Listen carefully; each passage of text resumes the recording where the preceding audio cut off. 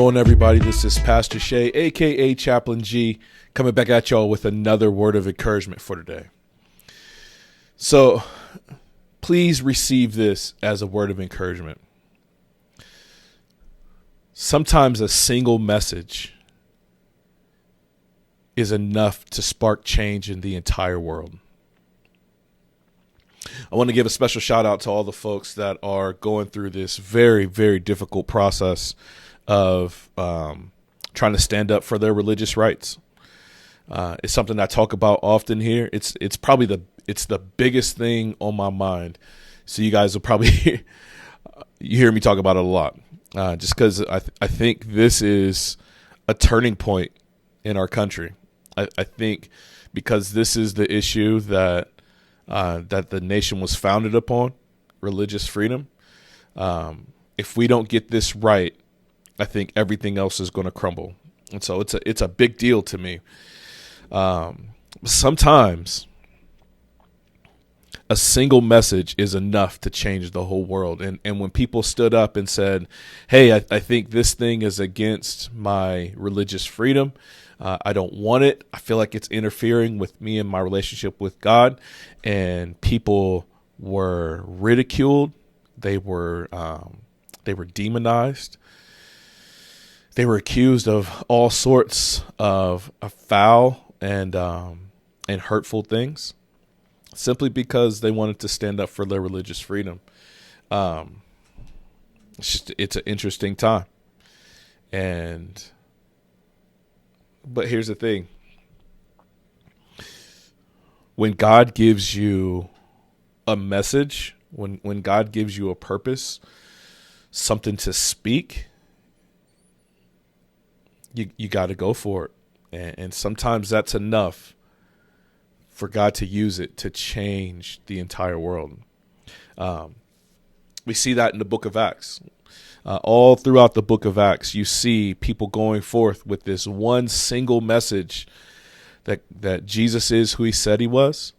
He was God in the flesh, that he was put to death for crimes he didn't commit, that he didn't stay dead. He rose 3 days later, and then he ascended back into heaven.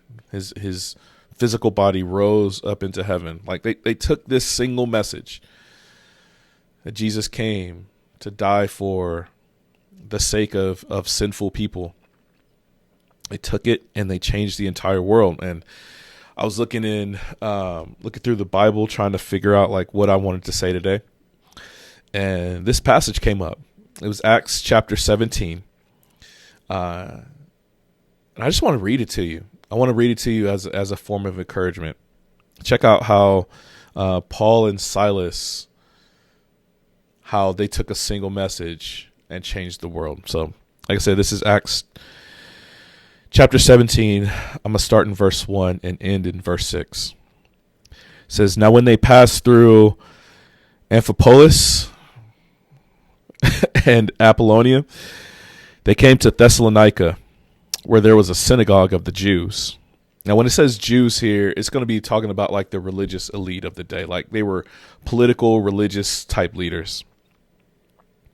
And Paul went in, as was his custom, and on 3 Sabbath days, so for 3 weeks, he reasoned with them from the scriptures, explaining and proving that it was necessary for the Christ to suffer and to rise from the dead, saying, this Jesus, whom I proclaim to you, is the Christ.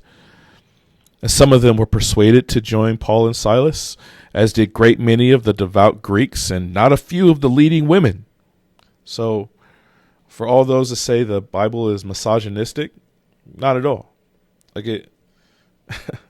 Anyway. But the Jews were jealous, and taking some wicked men of the rabble, they formed a mob and set the city in an uproar and attacked the house of Jason, seeking to bring them out to the crowd. And when they could not find them, that's Paul and Silas, they dragged Jason and some of the brothers. Some of the brothers got dragged out.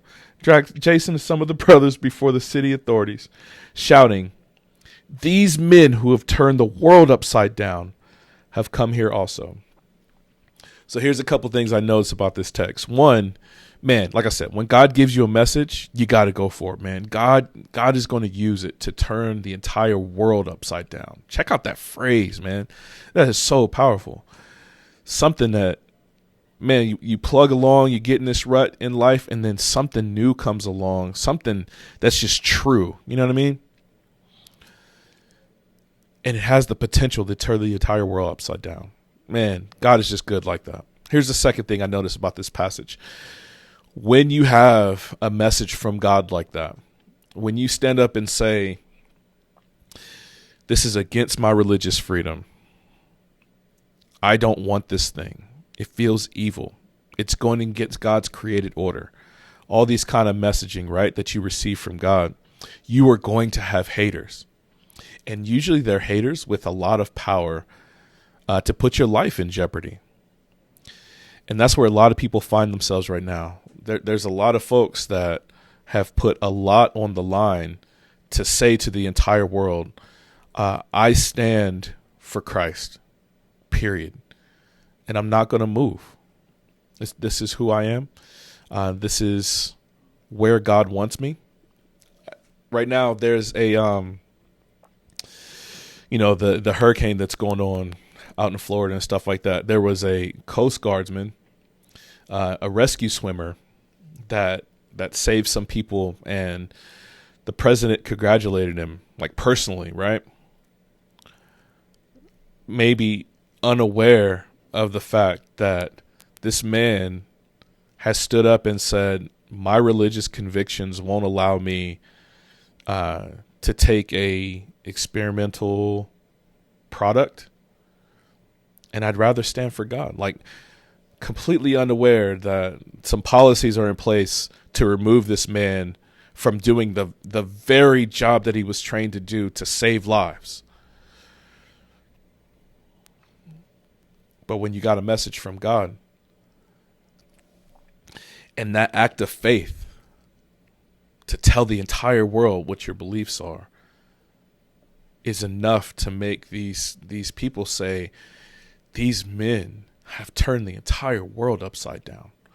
Man, may it be said of us that when all is said and done, that is the statement that's said about the people of God.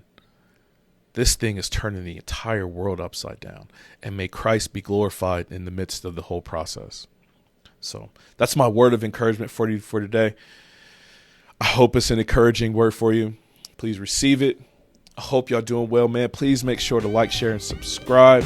And y'all been doing awesome. I so appreciate y'all. Definitely, if you got anything for me, if I could be praying for you, please hit me up in the email, man. I would love to pray with you, pray for you. Like I said, I love y'all. And until next time, grace and peace.